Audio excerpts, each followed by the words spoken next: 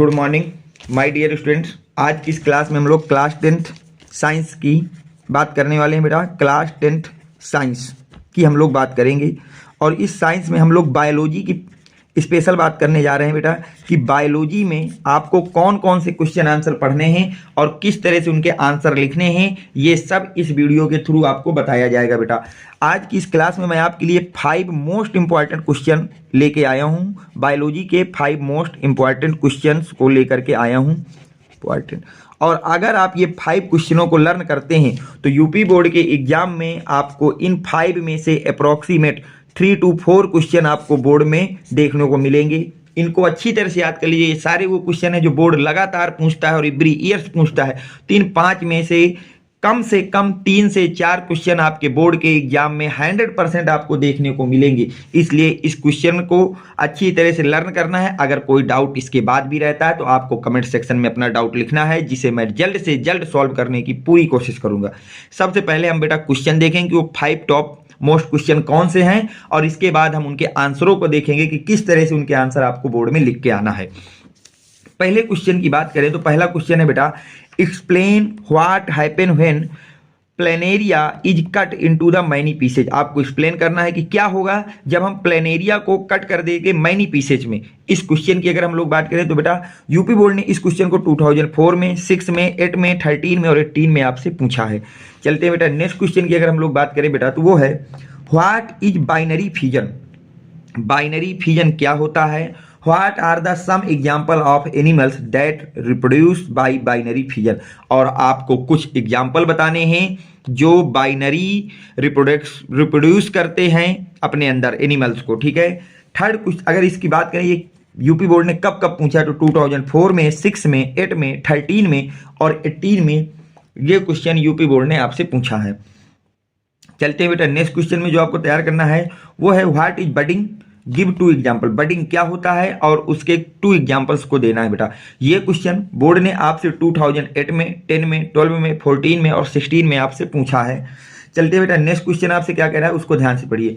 Name the disease caused due to deficiency of iodine in our body. आपको name लिखना है disease का, caused due to the deficiency of iodine. Iodine की deficiency के कारण हमारी बॉडी में कौन सा डिसीज होता है उसका नेम लिखना है।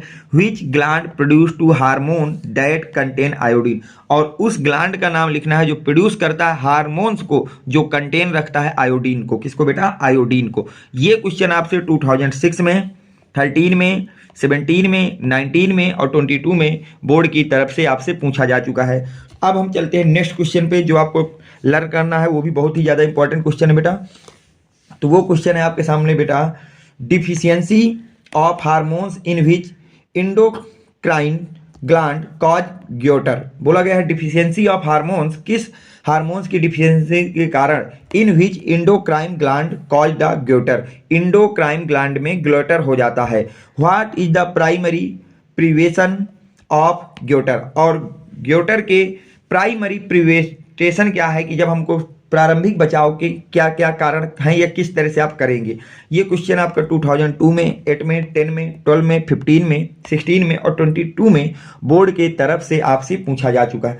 अब हम इन सारे क्वेश्चनों के हम लोग आंसर देखेंगे कि अगर बोर्ड में ये क्वेश्चन हमसे पूछे जाते तो हम इनके आंसर किस तरह से वहां पुटअप करते या किस तरह से हम इनके आंसरों को देते। तो देखिए पहले क्वेश्चन से हम लोग शुरुआत करते हैं बेटा।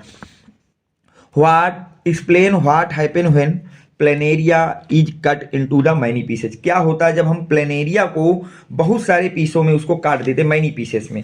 तो देखिए इसका आंसर क्या होगा बेटा, planaria is cut into the many pieces then each part of capable to developing into a complete new individual planaria by regeneration. अगर हम प्लेनेरिया को कट करते हैं मैनी पीसेज में तो each part of capable to developing into the complete new individual planaria. तो सारे के सारे पार्ट एक नए प्लेनेरिया को रिप्रोड्यूस कर देंगे या रीजनरेट कर देंगे। ये होगा अगर हम अपने मैनी पार्ट में किसी प्लेनेरिया को काट दिया। ये इसका आंसर हो गया। सेकंड क्वेश्चन आपसे बोला जा रहा है बेटा कि what is binary fission. Binary fission क्या होता है? What are the some example of animal that reproduce by binary fusion. Binary fusion क्या है और कुछ ऐसे आपको एनिमल्स के नाम बताना जो रिप्रोड्यूस करते हैं बाइनरी फ्यूजन को। ओके तो देखिए आंसर बेटा बाइनरी फ्यूजन की बात अगर करें तो binary fusion is a type of the sexual reproduction in binary fusion.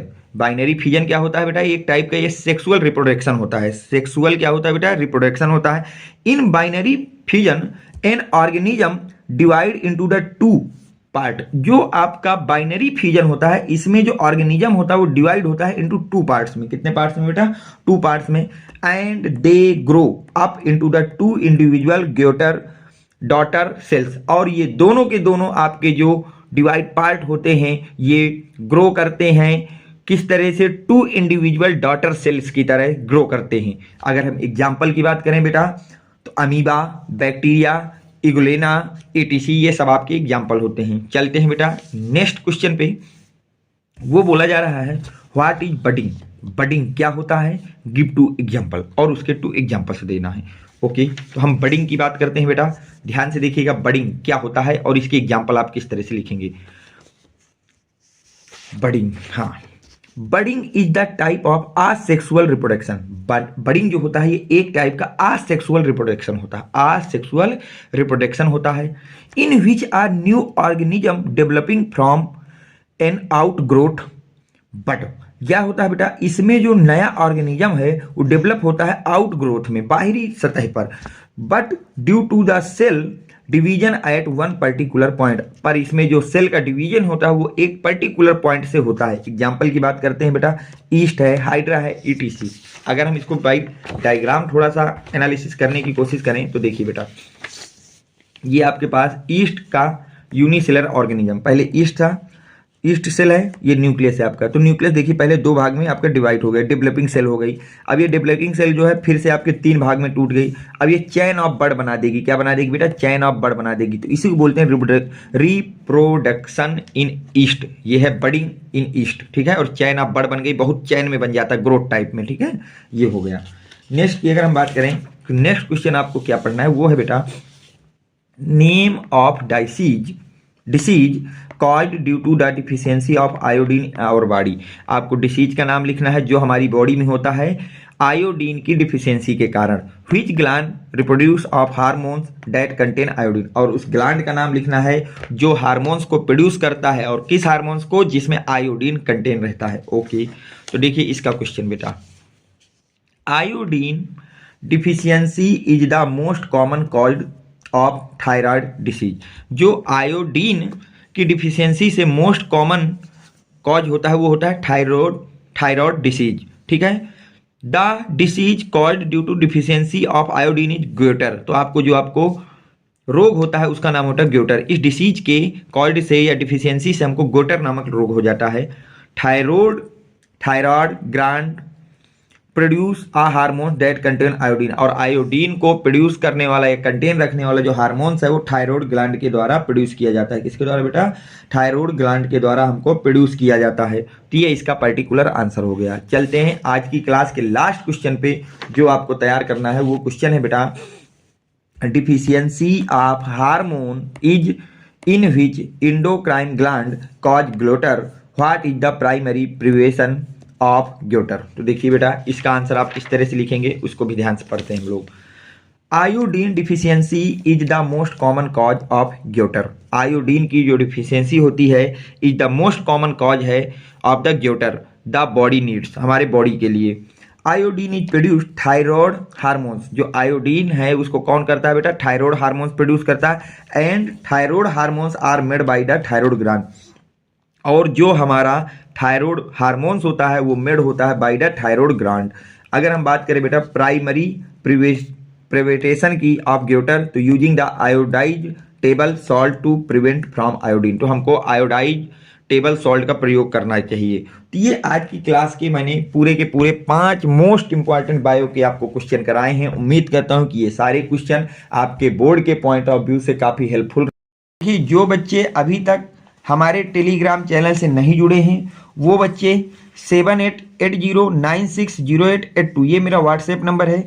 इस नंबर पे अपना नेम, क्लास का नेम और डिस्ट्रिक्ट का नेम लिख करके मुझको प्रोवाइड करा देंगे, जहां से मैं आपको टेलीग्राम चैनल की लिंक भेज दूंगा, जहां पर जाकर के आप अपने सब्जेक्ट से रिलेटेड इंपॉर्टेंट नोट्स या अपने एग्जाम से रिलेटेड कोई भी इम्पॉर्टेंट इन्फॉर्मेशन को ऑब्टेन कर सकते हैं।